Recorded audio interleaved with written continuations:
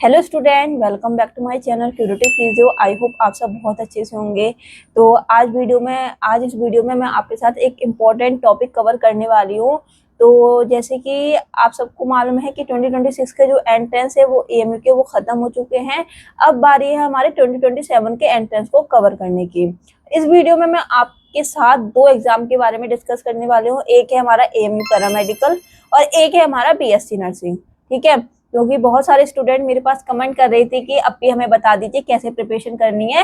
तो मैं उन सब स्टूडेंट के लिए वीडियो लेके आई हूँ और लास्ट तक वीडियो को आपको जरूर देखना है, क्योंकि मैंने इस वीडियो में हर एक चीज इंपॉर्टेंट जो टॉपिक्स हैं, जो आपके पॉइंट दिमाग में डाउट रहते हैं, वो सब चीजें मैंने इस वीडियो में कवर करे हैं। सबसे पहले कि एलिजिबिलिटी क्राइटेरिया क्या है, सिलेक्शन प्रोसेस क्या रहने वाला है, एंड आपकी जो कट ऑफ है एएमयू पैरामेडिकल और बीएससी नर्सिंग की क्या जाती है ना। और लास्ट में एक इम्पोर्टेंट टॉपिक कि आपको प्रिपरेशन कैसे करनी है, क्योंकि यहाँ पर बहुत सारे स्टूडेंट कंफ्यूज रहते हैं कि हमें प्रिपरेशन कैसे करनी है। तो इस वीडियो में मैं आपको बताने वाली हूँ, तो लास्ट तक वीडियो को जरूर देखना है।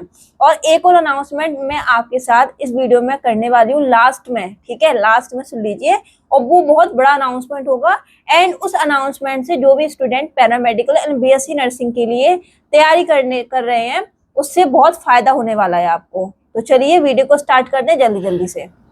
देखो, वीडियो स्टार्ट कर रही हूँ। सबसे पहले मैं आप सब स्टूडेंट को एक बताने वाली हूँ बात कि अगर आप 2027 के लिए प्रिपरेशन कर रहे हैं तो अपना टारगेट क्लियर रखो। ठीक है, क्योंकि कुछ स्टूडेंट ऐसे होते हैं सिर्फ फॉर्म फिल कर देते हैं।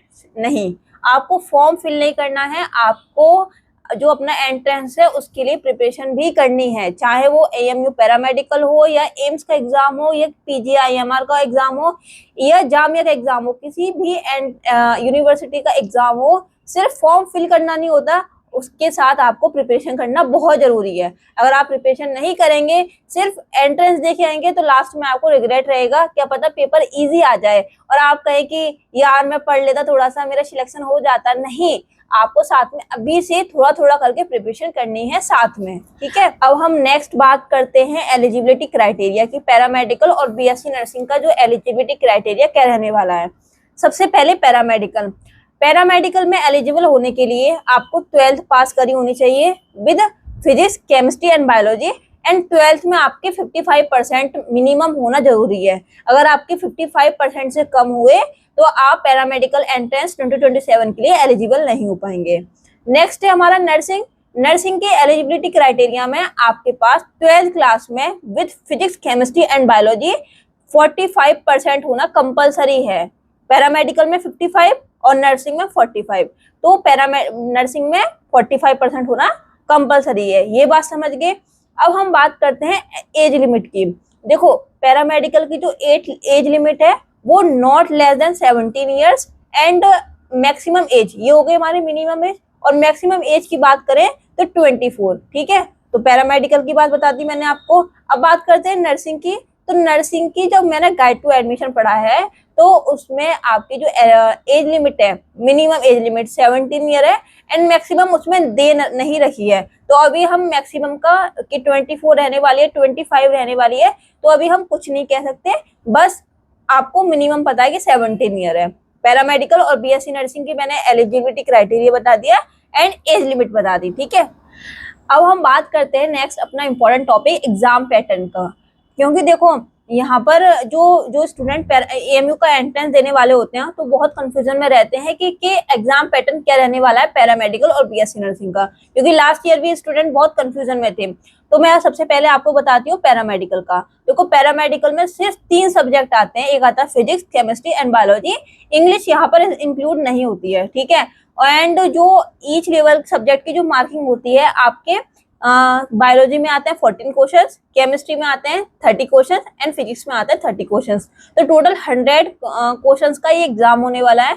एंड पैरामेडिकल में आपकी नेगेटिव मार्किंग भी होती है। ये बात समझ गए आप कि कितने क्वेश्चंस आने वाले हैं। अब हम बात करते हैं नर्सिंग की। तो नर्सिंग में आपकी भी 100 क्वेश्चंस आते हैं विद, इसमें नेगेटिव मार्किंग नहीं होती है। ये बात समझ लीजिए आप कि नर्सिंग में नेगेटिव मार्किंग नहीं होती है और आप मुझ पर पूरा पूरा भरोसा कर सकते हैं। जो भी इंफॉर्मेशन मैं दे रही हूँ आपको एकदम करेक्ट दे रही हूँ।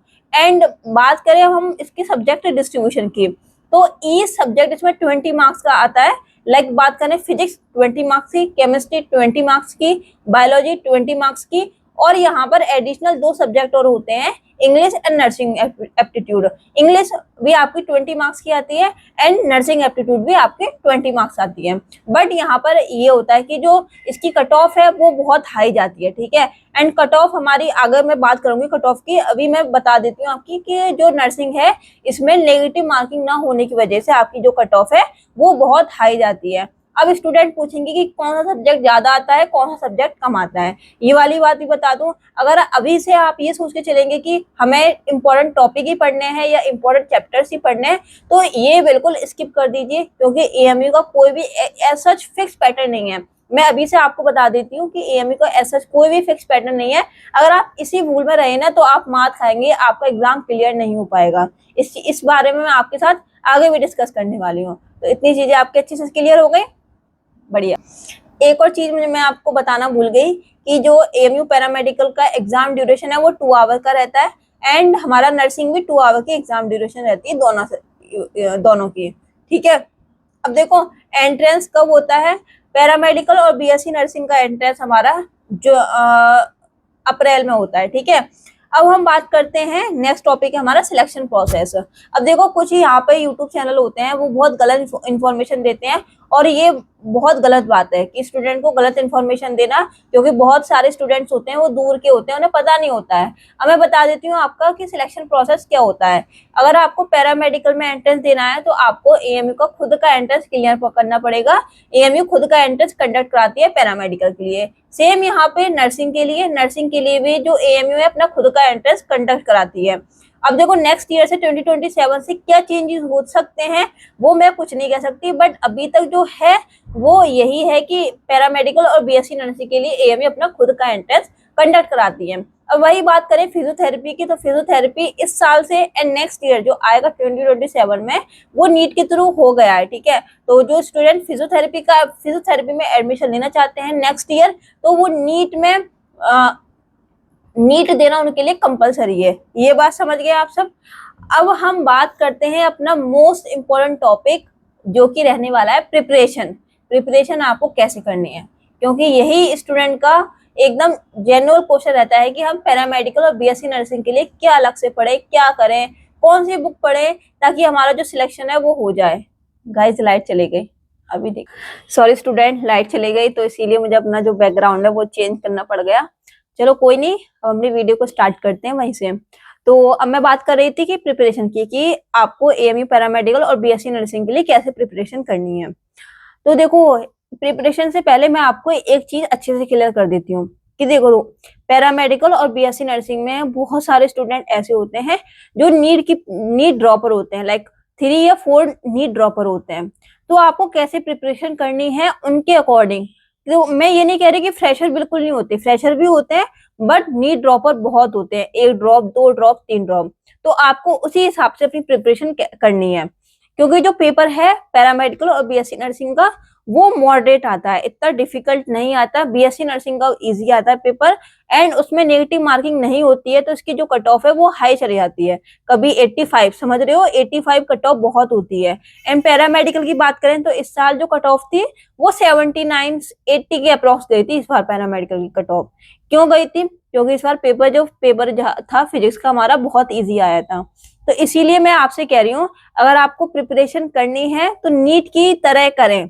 अगर आप फिजिक्स केमिस्ट्री एंड बायोलॉजी पढ़ रहे हैं तो नीट के हिसाब से ही पढ़ें, जो नीट के क्वेश्चंस होते हैं उनको ही सॉल्व करें। जैसे आपने फिजिक्स पढ़ ली, फिजिक्स का चैप्टर्स कंप्लीट कर लिया, उसके बाद नीट के क्वेश्चंस लगाएं। नीट के क्वेश्चंस करना बहुत जरूरी है, क्योंकि पैरामेडिकल और बीएससी नर्सिंग में कई बार ऐसा होता है कि नीट के क्वेश्चंस डायरेक्टली पूछ लेता है, उनको थोड़ा सा लो करके डिफिकल्ट को ही मॉडरेट करके वही क्वेश्चंस आपसे पूछ लेता है, ठीक है। तो आप अपना पहले चैप्टर कंप्लीट करिए। अब देखो यहाँ पर एक और बात, मैं बीच में इंटरप्ट कर रही हूँ, बट एक और बात, अब आप कहेंगे कोचिंग कौन सी फॉलो करनी है, क्योंकि देखो जो अलीगढ़ के स्टूडेंट हैं वो तो पैरामेडिकल और जो बीएससी नर्सिंग के जो बैच चल रहे होते हैं वो मतलब ज्वाइन कर लेते हैं, बट जो स्टूडेंट बाहर के हैं, आउटसाइड के हैं, आउट ऑफ अलीगढ़ के हैं, तो मैं एक सजेशन दूंगी आपको कि अगर आप पैरामेडिकल और बीएससी नर्सिंग की ही तैयारी कर रहे हैं तो आप नीट की तरह पढ़ें। तो अब आपको बैच कौन सा लेना है, तो बैच आप ले सकते हैं पीडब्ल्यू का। मैं यहाँ पे कोई प्रमोशन नहीं कर रही हूँ, मैं बस आपको एक राय दे रही हूँ। अब बड़ी बहन की तरह मान लीजिए, किसी की तरह मान लीजिए, आप पीडब्ल्यू के बैच से पढ़ लीजिए, वो नीट का लेवल का पढ़ा देंगे और साथ में आपको खुद मेहनत करनी पड़ती है, ठीक है।